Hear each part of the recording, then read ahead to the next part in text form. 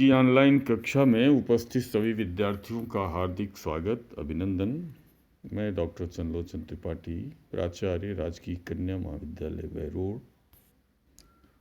आज मैं महाकवि पद्माकर के कवित्व की व्याख्या करने की कोशिश करूंगा। जैसा कि आप सबको अच्छी तरह मालूम है कि बीए द्वितीय वर्ष हिंदी साहित्य के प्रथम प्रश्न पत्र रीतिकालीन कविता के अत्यंत विशिष्ट कवि पद्माकर की व्याख्या का क्रम जारी है। उसी क्रम को आगे बढ़ाना चाहूँगा और इस क्रम में सबसे पहले हम कवित्व पाठ करना चाहूँगा। देखें जिस व्याख्ये चंद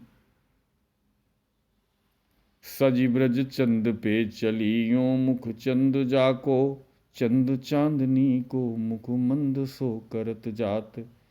सज ब्रज चंद पे चली यों मुख चंद जाको, चंद चांदनी को मुख मंद सो करत जात।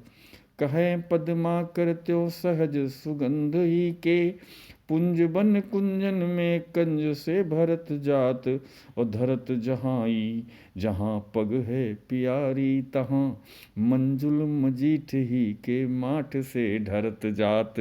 बारन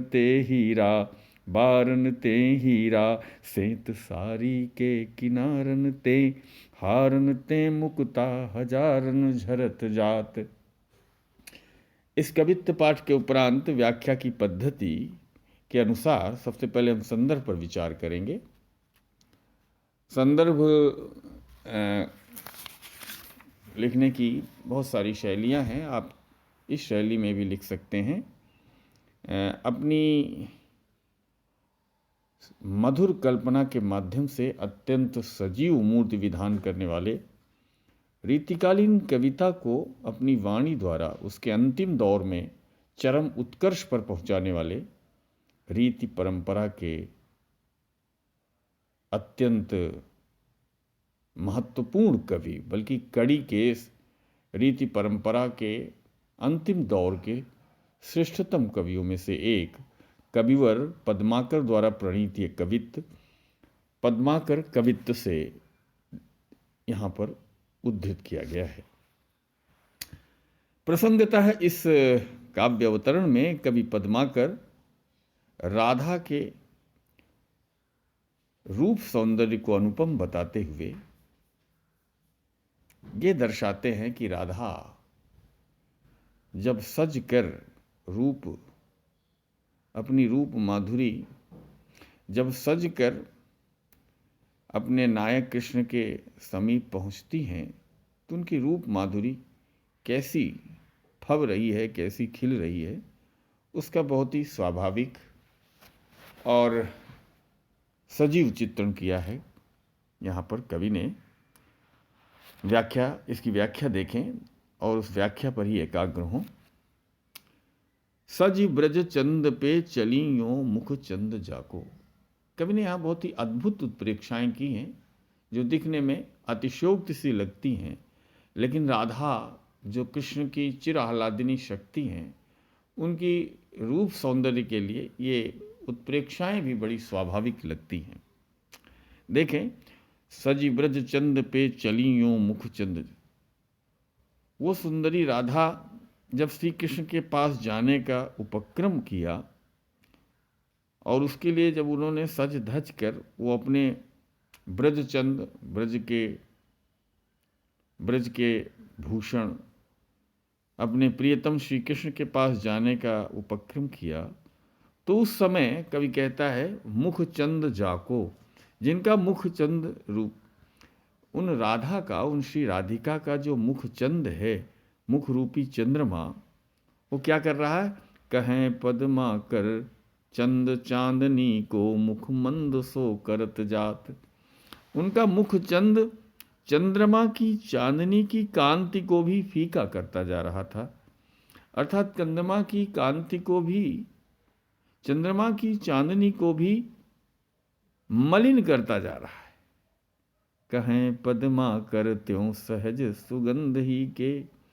और आगे पद्माकर कहते हैं कि श्री राधा जब चलती हुई अपने प्रियतम कृष्ण के पास जा रही हैं तो उनके चलने से, कहें पद्माकर त्यों सहज सुगंध ही के, उनके चलने से उनके उनके तन की जो सुगंध है, उनके तन की जो स्वाभाविक गंध है, सुगंध है, उस सुगंध की राशि से, उस सुगंध ही के पुंज बन कुंजन में कंज से भरत जात।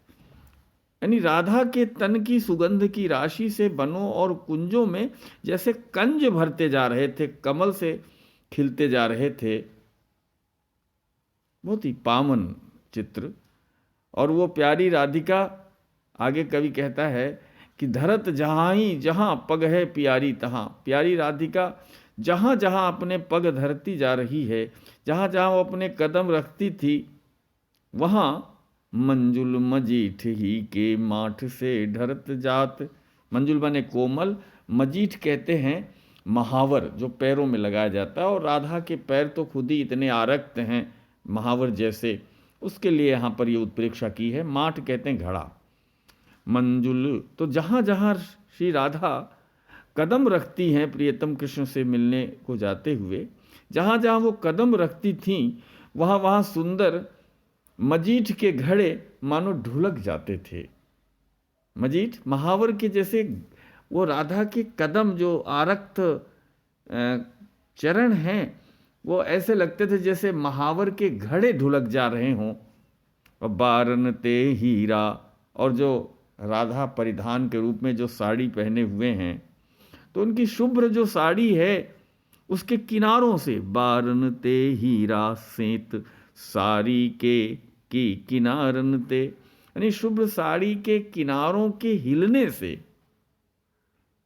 असंख्य हीरे जो हैं, तथा और यही नहीं, किनारे जो हीरे जड़े हुए हैं, और हारन में मुकुता, और जो हृदय में हार पहने हुए हैं, उस हार से मुकुता हजारन झरत जात। यानी साड़ी के किनारे से हीरे और जो हार पहने हुए हैं उससे जो मोती हैं वो रास्ते में झरते हुए जा रहे थे।